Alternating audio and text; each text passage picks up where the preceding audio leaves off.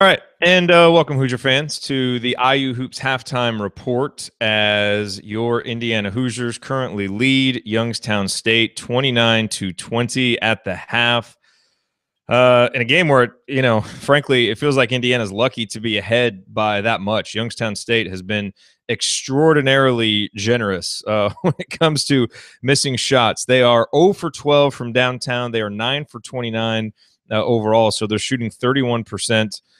Total from the field. Their effective field goal percentage is a whopping 31%. Obviously, not very good, although Indiana not doing well themselves with an effective field goal percentage of just 40%. I think we all kind of feel the same way about that first half, which is that it feels much more like the Indiana that played against Fort Wayne and Indiana State playing tonight than it does against Tennessee Tech. I don't think it's quite that bad, but I don't know that it's a lot better yet. I just think the big difference is in those games you had teams that knocked down 17 three-pointers, and in this one, Youngstown State has missed all of their threes. I mean, if they were making some of those and making some of the easy layups that they've gotten, this would be a much closer game. But, Indiana State, Fort Wayne, they aren't great teams, but they're, middle 100s, 170, 160 in terms of their KenPom ranking.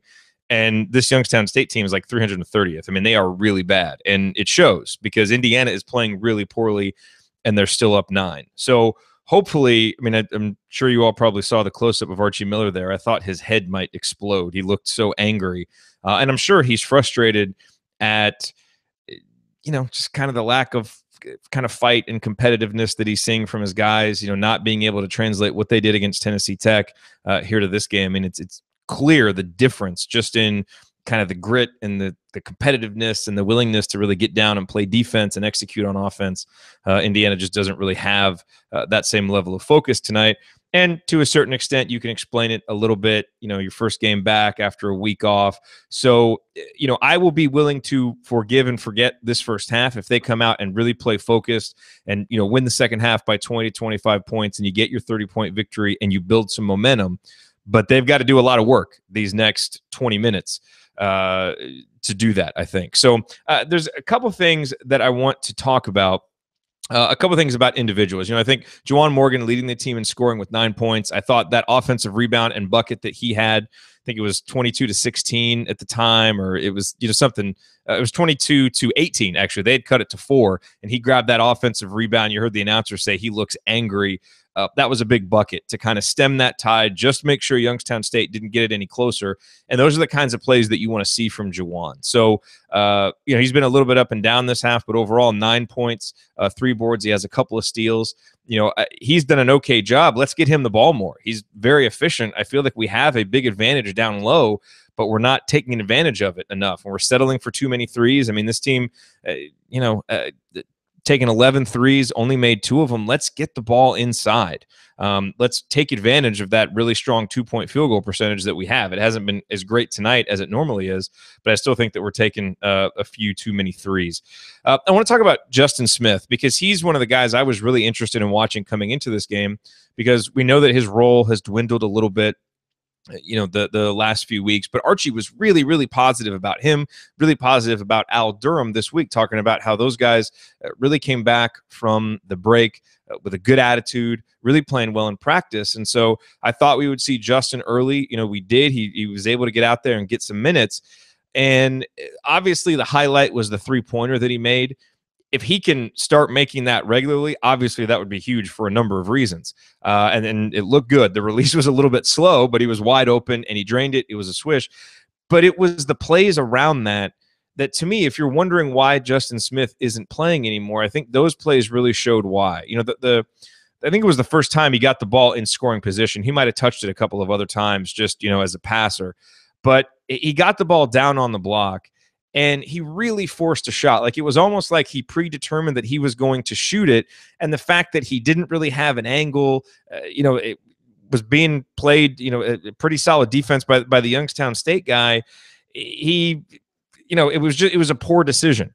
And he's either got to, be a little bit more patient and maybe get himself in better position and go up strong, or he's got to pass that out. Now, JaJuan Morgan ended up cleaning it up, getting a bucket, but that was just a poor decision by Justin and poor execution.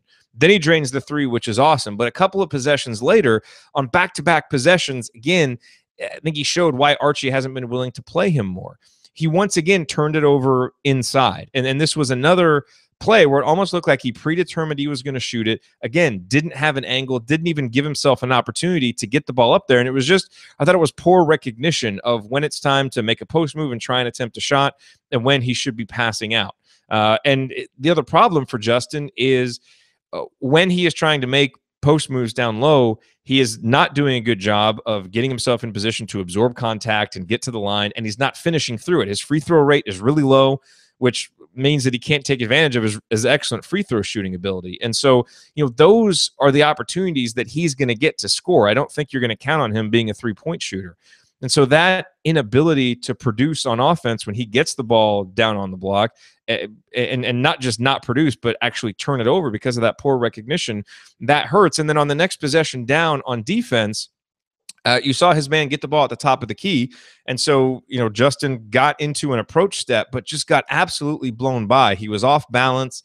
I don't want to say that he wasn't going hard doing it, but it looked a little half-hearted, his approach step. And that might have been just some caution because maybe he was afraid of being blown by, but it wasn't good. I mean, it was poor fundamentals. The guy blew right by him. It ended up turning into a layup. And because of that mistake that he made, and we know a big goal with the pack line defense is keep the ball out of the lane, his inability to do that created that layup. And so I think when you look at that, I think you see why Justin isn't playing more. And so hopefully he gets more time in the second half. Hopefully he's able to translate some of what he's been doing in practice, because I can't imagine that if he was playing, overall in practice like he played in the first half, that Archie would have been so effusive in his praise. So those are some of the things I was seeing from Justin, and I really wanted to point those out because he was the guy that I was really watching based on what Archie said. I thought the best player on the floor overall outside of JaJuan Morgan for Indiana was Zach McRoberts. I think he didn't score, but he did have 4 offensive rebounds. He had the one great offensive rebound where he found Colin Hartman for a bucket. It was like a replay of the JaJuan Morgan play against Notre Dame.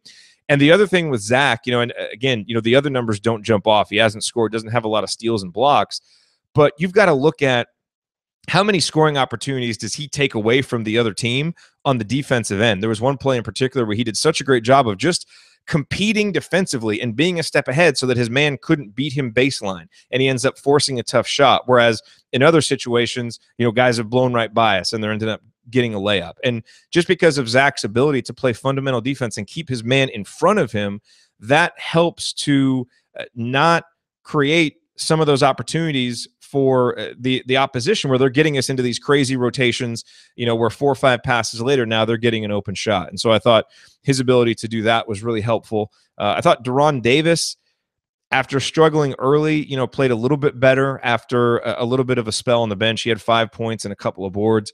I still think, especially in a game like this against a team like Youngstown that doesn't have a whole lot down low, we've got to find a way to get him the ball. I mean, he should have more than 3 field goal attempts in 10 minutes. Now, he has gotten to the line for 6 free throws. He made 3 of them, but I would like to see more from De'Ron Davis. So, and Robert Johnson, I don't understand what he's thinking sometimes.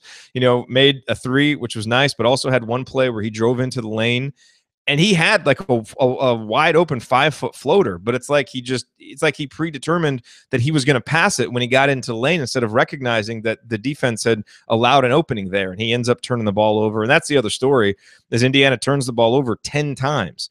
So the Hoosiers with a turnover percentage of 31.3%. They are doing a nice job of getting some possessions back with an offensive rebounding percentage of 54.5%.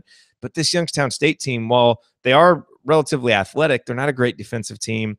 They shouldn't be forcing this many turnovers. And frankly, they're not. Indiana is doing what Indiana does, which is just give up way too many unforced turnovers. So overall, it's a 9-point lead. I suppose in a sense you can feel good about that. I don't feel particularly good about the way that Indiana played in the first half. Anytime that you're playing Youngstown State and your offensive efficiency is 0.9, it's not something to feel good about. So let's hope that this Indiana team comes out.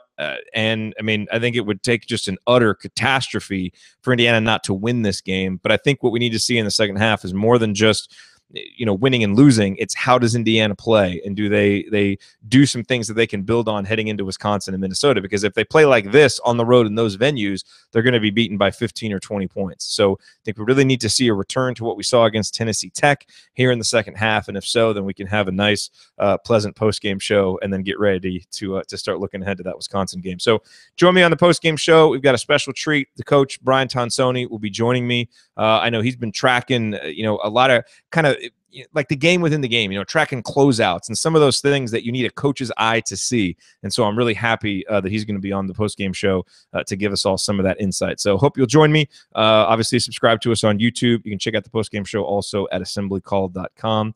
And we will look forward to talking with you. Thanks for joining me here on the Halftime Report, everybody.